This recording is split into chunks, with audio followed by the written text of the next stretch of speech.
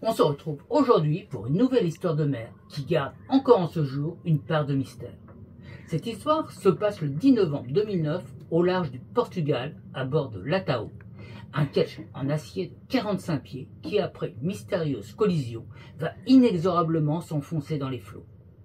Que ce soit avant ou après l'accident, ni l'équipage ni le radar n'ont détecté la moindre présence d'un navire quelconque. Et pourtant, une voix étonnamment proche les a prévenus de l'arrivée des secours, et un étrange faisceau lumineux a balayé rapidement le pont du voilier avant de disparaître.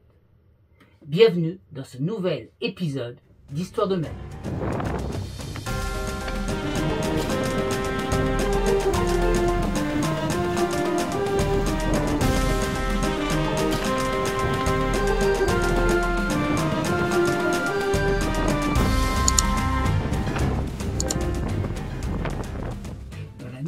L'Atao fait route vent de travers, l'étrave pointée vers le sud. À son bord, Marc et Nadine qui reviennent d'un tour de l'Atlantique et qui veulent rejoindre l'archipel des Canaries pour y passer l'hiver au chaud. Marc, qui a pris le premier quart de cette longue nuit de novembre, est seul dans le cockpit. Le ciel est couvert, il n'y a ni lune ni étoile, c'est le noir absolu. Ils suivent une route parallèle et très proche du rail des cargos. Marc décide donc d'assurer une veille attentive pour éviter tout abordage. Mais il ne voit rien. Il fait alors un tour d'horizon à l'aide de ses jumelles de vision nocturne, mais sans résultat. Il n'y a rien de visible dans les parages. Il jette alors un œil sur l'écran radar et sur l'AIS, et là non plus, aucun bateau n'est visible à moins de 18 000. La mer étant libre de tout trafic, il descend dans le carré pour faire le point à la table à cartes et remplir le livre de bord.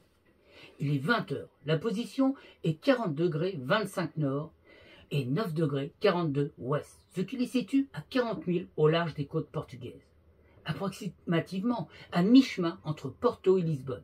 Le vent est de travers et souffle à 15 nœuds. La houle de nord-ouest d'environ 2 mètres est travers au vent, ce qui rend la mer inconfortable. Soudain, Marc entend 2 coups sourds et distincts suivis immédiatement d'un choc. Aussitôt, l'arrière du bateau se soulève. Il ressent la même impression que s'il était au volant de sa voiture et qu'il avait mordu la bordure du trottoir avec sa roue arrière. Dans le même temps, le moteur s'emballe. Marc se précipite pour ouvrir le compartiment moteur. À l'intérieur, il y a un bruit assourdissant et de l'eau sous pression jaillit de l'endroit où devrait normalement se trouver le presse-étoupe et l'arbre d'hélice. Le niveau d'eau monte rapidement et déjà une partie de la cale est envahie. La projection de vapeur due à l'eau de mer qui entre en contact avec le moteur brûlant réduit la visibilité au minimum, ce qui rend toute intervention impossible. Marc se précipite alors dans le cockpit où se trouve le panneau de commande moteur et l'éteint. Autour de lui, la nuit noire ne laisse entrevoir aucune forme aux alentours, ni aucun dégât au-dessus de la ligne de flottaison. Rien ne laisse penser qu'il ait pu se passer quelque chose. Il redescend pour enclencher toutes les pompes de cale et alerte son équipière de l'urgence de la situation. Mais Nadine est déjà en train de s'équiper car le vacarme l'a réveillée en sursaut. Quand elle pénètre dans le carré, il y a moins de 5 minutes que le choc initial a eu lieu et l'eau dépasse déjà les planchers qui commencent à se soulever. Il faut se faire une raison. Les 3 puissantes pompes de cale qui débitent pourtant chacune 5500 litres à l'heure ne parviendront pas à maintenir longtemps le bateau à flot. Marc envoie un pan-pan sur le canal 16 de la radio VHF, mais il ne reçoit aucune réponse. À 20h15, soit un peu plus de 10 minutes après l'impact, le pack de batterie principale est submergé. La radio VHF fixe n'est donc plus alimentée. Toute communication est désormais coupée. L'électronique du bord et les pompes de cale s'arrêtent également. Seuls le radar et l'éclairage alimenté par une batterie indépendante se trouvant à la hauteur du cockpit fonctionnent encore. La situation est maintenant plus que préoccupante. La VHF fixe, qui était la plus puissante à bord, ne fonctionnant plus, c'est avec la petite VHF portable qui a une portée beaucoup plus limitée qu'il tente à plusieurs reprises d'appeler les secours, mais sans résultat. Personne ne semble entendre leur médaille. Pendant ce temps, Nadine, sur le pont, a tiré 2 fusées parachutes en espérant que les feux rouges qui descendent doucement dans la nuit soient aperçus par d'éventuels sauveteurs. Marc retrouve Nadine dans le cockpit et ensemble, ils affalent le phoque qui était resté à poste. L'Atao continue à avancer un instant sur son air, puis il s'arrête. C'est la fin. Il est désormais temps pour eux de s'équiper de leur combinaison de survie et de leur gilet de sauvetage. Puis, ils entassent dans un sac étanche tous les documents indispensables et encore accessibles. Livre de bord, carnet d'immatriculation du bateau, portefeuille, papier personnel, mais aussi la deuxième VHF portable, l'Iridium, un GPS portable et leur téléphone. Enfin, il monte le sac sur le pont où il rejoint le sac de survie qui est toujours prêt pour une évacuation d'urgence. Marc noue solidement la balise satellite autour de la taille de Nadine. Maintenant, c'est une évidence. Ils ne pourront pas empêcher le bateau de couler. Il y a déjà 1 mètre d'eau au-dessus des planchers. Seule la pompe à main réglementaire est encore opérationnelle, mais son rendement est ridicule face à l'ampleur de la voie d'eau. C'est à ce moment que des conversations lointaines se font entendre sur la VHF portable. Marc relance donc les Mayday dans l'espoir que cette fois-ci, il soit entendu, mais toujours aucune réponse. Dépité, il décide de descendre une dernière fois dans le carré. Mais plus rien ne peut être sauvé. Tout flotte dans l'habitacle. Il a de l'eau noire et huileuse jusque sous les aisselles. L'atmosphère est lugubre. Il se demande ce qu'il fout là. En apercevant la cloche d'Atao, il a un pincement au cœur. Il l'arrache du plafond et l'emporte. Il est temps de déclencher la balise Argos et de mettre le radeau de survie à l'eau. Marc coupe les filières à l'aide de la pince coupe au banc, attache le bout de la ligne de déclenchement au bateau et jette le radeau à l'eau. Le radeau s'éloigne du bateau poussé par les vagues. Quand il arrive au bout de la ligne, Marc tire d'un coup sec, mais il refuse de se gonfler et flotte ridiculement d'une crête à l'autre. Marc le ramène au bateau, le remonte sur le pont et répète la manœuvre. Il doit recommencer à 3 reprises avant que le conteneur s'ouvre et que le radeau se déploie. En attendant l'évacuation, ils l'arriment à courte distance sur le côté d'Atao, car ils savent qu'il vaut mieux rester à bord jusqu'à la dernière minute. En effet, Atao est plus visible pour les secours qu'un petit radeau de survie dans les vagues. Et puis, c'est bien connu, comme dit l'adage, qu'on ne quitte pas un navire qui coule avant d'être debout sur les dernières barres de flèche. Maintenant qu'ils sont prêts à quitter le bateau rapidement, si nécessaire, Marc reprend les appels radio. Cette fois-ci, il y a une réponse. Claire, très précise, dans un anglais impeccable, sans accent particulier. Un opérateur radio resté anonyme les avertit de l'arrivée de 2 cargos qui ont été déroutés pour venir à leur secours. Puis, plus rien. La communication est coupée. Et l'instant d'après, le couple est aveuglé par un puissant projecteur qui balaye rapidement le pont d'Atao avant de disparaître. Cette source de lumière semblait émaner d'un point éloigné de quelques centaines de mètres tout au plus. Ils se regardent et s'écrient. « Mais c'est quoi ça ?» Ils prennent la décision d'illuminer Atao pour faciliter son repérage par les cargos en plaçant des lampes flash dans la baume et le mât. Pour compléter ce dispositif, des fusées de détresse sont tirées régulièrement. Peu de temps après, ils aperçoivent les 2 cargos venant les secourir. Il était temps, car la situation devient vraiment très critique. La poupe est sortie de l'eau, et des vagues roulent sur l'avant du bateau qui commence à gîter dangereusement. Nadine monte en premier dans le radeau de survie avec les sacs de secours et la balise de détresse. Un couteau à la main, elle est prête à couper la ligne d'amarrage qui la relie à Atao si celui-ci sombre tout à coup. Marc reste seul sur le pont pour coordonner par radio les secours avec les 2 cargos. Mais bientôt, la décision est prise d'abandonner Atao et de s'éloigner avec le radeau de sauvetage pour faciliter leur récupération. Leur récupération, oui, mais par quel cargo? En effet, ils ont le choix d'être recueillis par un pétrolier faisant route pour l'Angleterre ou par un porte-container faisant route vers Lisbonne. Ils optent pour le porte-conteneur qui arrivera à destination le lendemain matin, alors que le pétrolier mettra plusieurs jours avant d'atteindre sa destination.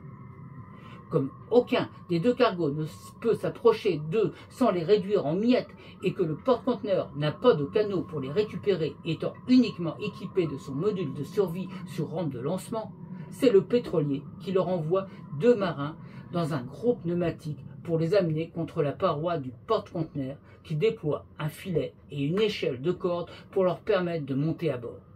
Maintenant, dans le canot à moteur, ils regardent l'Atao à moitié submergé, l'avant enfoncé sous les vagues jusqu'au pied du mât. Le spectacle est incroyable d'émotion et de tristesse. Même les marins venus les récupérer sont émus, car toutes les lumières intérieures et extérieures sont restées allumées. C'est ainsi qu'Atao, complètement illuminé, disparaît 90 minutes après le choc fatidique. Le Zodiac arrive au pied de la paroi verticale et vertigineuse qu'il leur faut maintenant grimper. Surtout, ne pas regarder en bas. Surtout, ne pas lâcher. Nadine escalade la première. Marc la suit avec, entre les dents, le bout de 25 mètres auquel est attaché le sac étanche contenant les affaires qu'ils ont pu récupérer. Au milieu de l'ascension, une pensée lui traverse l'esprit. Il vient de se rendre compte que si le bout est trop court, il va se retrouver sans dents d'ici quelques secondes. Mais impossible pour lui de tenir le bout dans une main, car il en a besoin pour grimper, et hors de question de lâcher le sac, car c'est tout ce qu'il leur reste. Soudain, des mains la grippent, le soulèvent, et il se retrouve couché sur le pont du cargo. C'est seulement à cet instant que la réalité de la situation surgit. En effet, à aucun moment durant cette tragédie, ils n'ont eu peur. Ils n'en ont pas eu le temps. Ils étaient inquiets, certes, mais pas paniqués, ni paralysés par la peur. Marc est immédiatement conduit à la passerelle du cargo où on le met en communication avec le centre de coordination des secours. L'accueil de l'équipage du porte-conteneurs est exceptionnel. Les officiers ukrainiens et les matelots philippins se plient en quatre pour satisfaire les besoins des naufragés. Marc et Nadine ne trouvent pas de mots assez forts pour exprimer la gratitude qu'ils ressentent pour eux. Un repas leur est préparé et une cabine est mise à leur disposition. Après avoir mangé et répondu à des dizaines de questions, ils se retrouvent dans leur cabine, vêtus des seuls vêtements qui leur restent, et pour tout bien, un portefeuille, des documents officiels et la cloche d'un merveilleux bateau qui vient de devenir une épave. Ils ont du mal à imaginer qu'il y a 2 heures, ils voguaient encore à bord de leur maison flottante vers les Canaries. Le lendemain matin, l'accueil par les autorités portugaises est exemplaire. L'ambassade de Belgique, alertée par les autorités, envoie une représentante pour les assister et jouer un rôle de traductrice lors de leur déposition. Ils sont interrogés séparément par les autorités maritimes, dont des officiers du ministère de la Défense nationale et de la Marine. Pensez-vous avoir été heurté par un sous-marin? Et l'avez-vous vu? Ce sont les premières questions qui leur sont posées avant même qu'ils aient entamé le récit de leur naufrage. Jusqu'à cet instant, cette éventualité ne les avait même pas effleurés. Ils n'ont pas pu répondre par l'affirmatif ni par le contraire.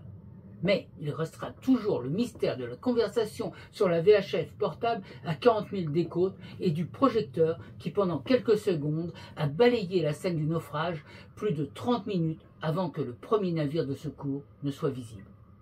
Grâce à l'efficacité et à la gentillesse du consul et du personnel consulaire qui leur ouvre les portes de l'ambassade de Belgique malgré le congé du 11 novembre, ils auront la possibilité d'attendre les 4 jours nécessaires à leur assurance pour les rapatrier. Les conclusions de l'expert arriveront quelque temps plus tard. Ce rapport stipule que le naufrage de l'Atao est dû au fait qu'il a heurté un ovni flottant entre 2 eaux, probablement une grande palette alourdie par des cerceaux métalliques, et qu'aucune erreur de la part de l'équipage n'a été retenue. Il s'agissait donc d'une malencontreuse fortune de mer. Voilà les amis, on arrive maintenant à la fin de cet épisode. Si vous avez aimé cette histoire, je vous invite à aller regarder tous les autres épisodes de la série Histoire de mer. Je vous mets une fiche juste ici. Et on se retrouve tout de suite pour faire le bilan de cette histoire. Alors qu'est-ce qu'on peut dire de ce bilan?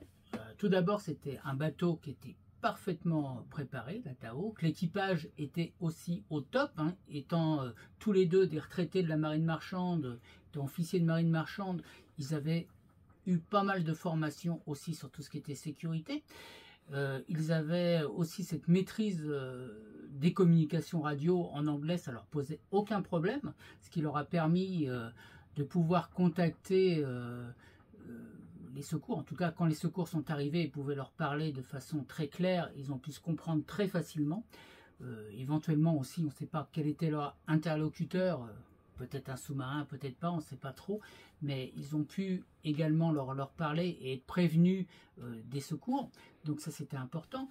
Le bateau était très bien préparé, donc à son bord il y avait bien sûr le règlement, tout ce qui était réglementaire, c'est-à-dire les balises, satellites, mais eux en équipement individuel, ils avaient aussi une VHF portable qu'ils pouvaient prendre, même 2 VHF portables à bord, ils avaient des lampes flash individuelles, des combinaisons de survie qui leur auraient permis de rester un certain temps dans l'eau si le bateau avait coulé. Voilà, donc ça c'était extrêmement important. Leur VHF fixe par contre, n'a pas fonctionné suffisamment longtemps, puisqu'ils avaient bien une batterie qui était assez haute au-dessus du plancher, mais la VHF fixe, c'est-à-dire la plus puissante, était sur les VHF, sur les batteries de bord. Donc, ça a très vite recouvert d'eau et ça a coupé le fonctionnement de la VHF, mais également des pompes, des 3 puissances pompes, parce que ça aussi dans l'équipement ils avaient 3 pompes extrêmement puissantes, c'est pas ce qu'on a tous dans nos bateaux, et malheureusement quand les batteries se sont retrouvées recouvertes d'eau, elles ont cessé de fonctionner. Donc peut-être faudrait-il prévoir une batterie un peu plus en hauteur pour pouvoir au moins se servir de la VHF. Je dis la VHF parce que je pense que les pompes de cale puissantes vont consommer tellement d'énergie que très vite de toute façon elles auraient tout vidé et que du coup la VHF la plus puissante aurait été aussi hors service. Alors en résumé, n'hésitez pas à avoir plus de matériel de secours que ce qui est obligatoire au niveau de la loi. On sait que maintenant avec les nouvelles VHF ASL, on n'est pas obligé d'avoir des fusées parachutes à bord par exemple, mais on voit dans cette histoire toute l'importance d'en avoir un certain nombre. Ça permet de continuer d'être repéré, d'être plus facilement, alors que la VHF était elle complètement HS, plus d'électricité, donc elle ne fonctionnait plus. Également, pensez si vous pouvez prévoir une communication, à savoir communiquer en anglais à la radio sur tout ce qui est sécurité, sur tout ce qui est appel Mayday, pan. N'hésitez pas à revoir la procédure et en anglais si possible, ça vous permettra d'avoir une bonne chance d'être secouru, en tout cas d'une façon beaucoup plus efficace. Autre difficulté auxquelles ils ont été confrontés, c'est la difficulté qu'ils ont eu à déclencher leur canot de sauvetage. Il a fallu qu'ils essayent à 3 reprises avant que le canot de sauvetage s'ouvre. Alors, je sais que faudrait peut-être aussi prévoir à ce moment-là une annexe. Il y en a une de gonflée, ça aurait pu servir, sachant que c'est beaucoup moins efficace qu'un canot de sauvetage, mais que eux, en tout cas, ils ont eu très peur à ce moment-là de ne pas l'avoir. Et ils ont décidé par la suite, quand ils sont repartis en voyage en bateau, d'acheter un canot de sauvetage haut de gamme pour être un peu plus sûr. Maintenant, parlons un peu de l'évacuation. Alors, on voit que là aussi, ils avaient préparé pas mal de choses. Ils avaient leur sac avec tout un tas de matériel de survie qui était déjà tout préparé, avec de l'alimentation, de l'eau supplémentaire qu'ils avaient sur un sac qui était sur le pont déjà dehors, prêt à être embarqué près du canot de sauvetage. Ils ont également un sac étanche qui était prêt à être chargé et dans lequel ils ont mis tous leurs papiers, le papier du bateau, leur papier d'identité, les papiers d'assurance, tout ça, ça leur a été fort utile une fois arrivés à terre, parce que forcément, il va falloir toutes les affaires maritimes vont vous poser des questions, l'immatriculation du bateau, il faut le savoir exactement, les papiers, il faut les avoir, votre identité, il faut pouvoir la prouver, pouvoir contacter aussi l'assurance rapidement. Donc tout ça, c'est très important de penser en cas d'évacuation, de ramener vos papiers personnels et les papiers du bateau. Pensez également à ramener le livre de bord, ça permet aux autorités et à l'enquête de pouvoir suivre votre navigation et pouvoir se faire une idée un peu plus nette de ce qui a pu se passer.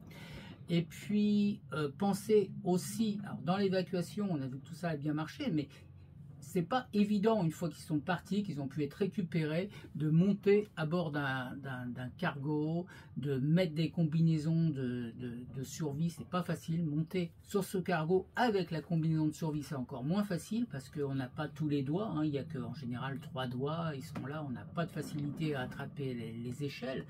Quand il y a des vagues comme là, des 2 mètres, le Zodiac qui monte et qui descend, qui les porte, donc là ça peut être relativement dangereux. Il y a tout un tas de choses comme ça à se préparer peut-être avant. Je sais qu'ils avaient fait un stage donc auprès de la SNSM avant de partir. Il existe plein de... Peut-être la SNSM encore, moi encore je cherchais, j'ai pas vu qu'ils en organisaient en ce moment. Et peut-être que ça existe encore. Donc si vous le savez, n'hésitez pas à le mentionner dans les commentaires. Moi j'ai pas trouvé. Mais je sais qu'il y a des associations et des organismes qui font de la formation pour l'évacuation et tout ça. Et je pense que le connaître avant et l'avoir déjà fait permettra d'être beaucoup plus efficace au moment de l'action si un jour par malheur ça vous arrive. Et pour finir, parlons un petit peu de la cause de cet accident. Alors, l'enquête a conclu à une rencontre avec un ovni qui flottait entre 2 eaux. L'idée du sous-marin, ça les a un petit peu frappés qu'on leur pose tant de questions sur l'idée du sous-marin. Alors c'est possible qu'il y ait eu un sous-marin dans l'affaire. Est-ce qu'il a touché, est-ce qu'il n'a pas touché? Personne ne le sait. En tout cas, je pense que personne ne le saura jamais. On a vu un bateau de pêche français qui a coulé au large des côtes anglaises, qu'on soupçonnait que ça soit un sous-marin. La justice a conclu au non-lieu, donc on n'en sait rien et je pense qu'on ne le saura jamais. Bon, le plus important en tout cas, c'est qu'ils s'en soient sortis vivants et que la seule casse qu'il y a eu, c'est matériel, même si c'est triste, mais heureusement, ils n'étaient pas trop mal assurés. Ce bilan est maintenant terminé, alors si ça vous a plu, n'hésitez pas à lâcher un petit pouce, à vous abonner si vous ne l'avez pas encore fait, à activer la petite cloche aussi, sinon vous ne serez pas prévenu des prochaines vidéos, et puis à partager avec les copains si vous trouvez que ça vaut le coup. Voilà, je vous souhaite à tous de belles navigations et je vous dis à la prochaine!